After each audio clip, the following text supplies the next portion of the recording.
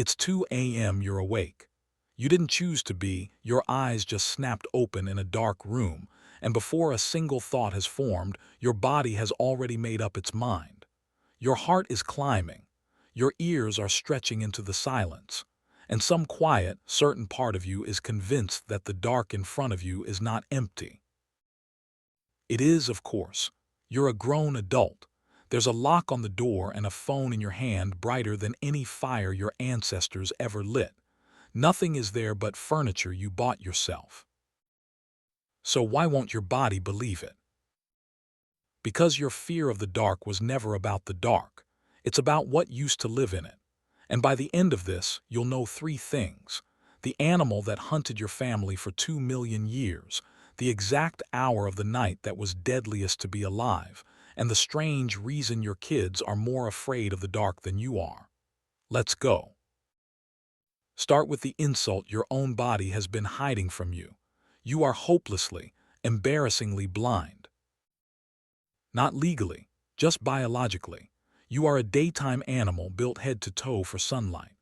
The second the light drops, your vision falls apart, color drains out, edges go soft, and depth, the thing that tells you how far away a shape is, basically quits. Step into a dark room and you are, for all practical purposes, a slow, soft thing that cannot see. Now meet the animal that noticed. The leopard sees in light so dim you'd call it pitch black. It moves without a sound. It can drag a body heavier than itself straight up a tree. And here's the part that should put a knot in your stomach. Leopards are one of the only big cats on Earth that have, again and again, specifically learned to hunt humans. They prefer the dark. To them, a sleeping camp wasn't a threat. It was a delivery. Think of it like this. You lock your car at night without even thinking about it, some old reflex that there are people out there who'd take it. That reflex is brand new. The one telling you to fear the dark is 2 million years deep. But here's the part that should give you chills. It wasn't random which humans got taken. The most dangerous moment was never the middle of the night. It was the edges, the slow gray hours of dusk, and the cold stretch just before dawn, when the hunters that owned the dark were most awake and your camp was at its weakest. Picture the real scene, not a museum diorama. The fire your whole group has been feeding all night has burned down to a dull orange glow. Everyone is asleep on the open ground.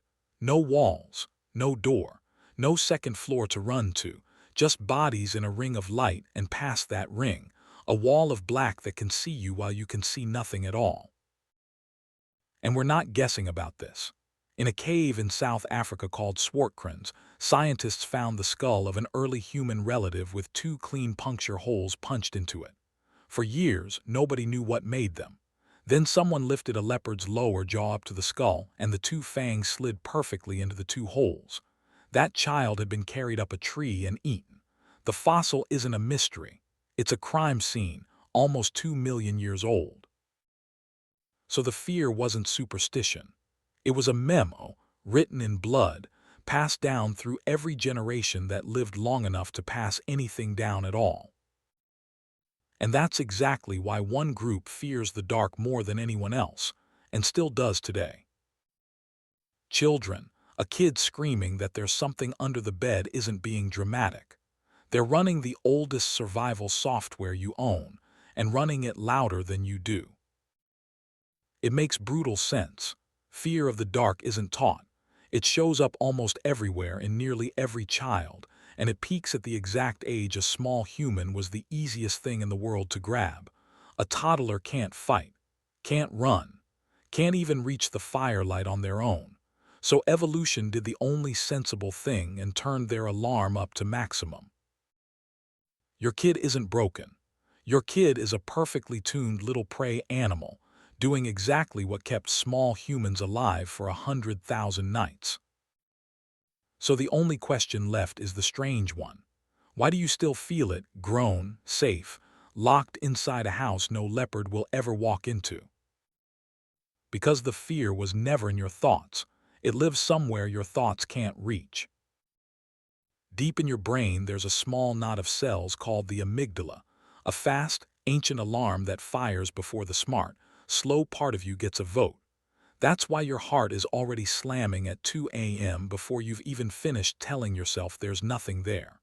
Your modern mind is reasonable. It just isn't the one in charge. It got overruled by an older brain with exactly one job: keep you breathing until morning. And here's the twist that should stay with you. That alarm worked. Every single one of your direct ancestors, not most of them, not nearly all of them, every last one, across 2 million years, survived every dark night long enough to have the child that eventually became you. This isn't a flaw in you. This isn't weakness. This is the single most successful instinct in human history, still running quietly in a body that no longer needs it. You are not descended from the brave ones who slept like rocks out in the open. You're descended from the scared ones.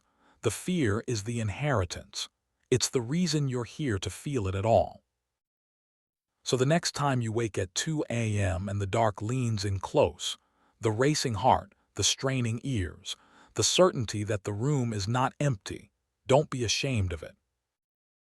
That feeling is 2 million years of survivors, whispering the same warning down a line that never once broke, all the way to you. But here's the one thing your body still hasn't been told. The thing it's bracing for isn't out there anymore. The leopard is gone. The fire went out a long time ago and you lived anyway. The dark is just dark now. You can close your eyes. You already won, that's the whole reason you're here. So be honest with me down in the comments. Are you still, just a little, afraid of the dark? Almost everyone is. Almost no one admits it. And if this rewired the way you'll feel the next time the lights go out, subscribe, because your own body is hiding 100 more secrets like this one, buried all the way back in the Stone Age.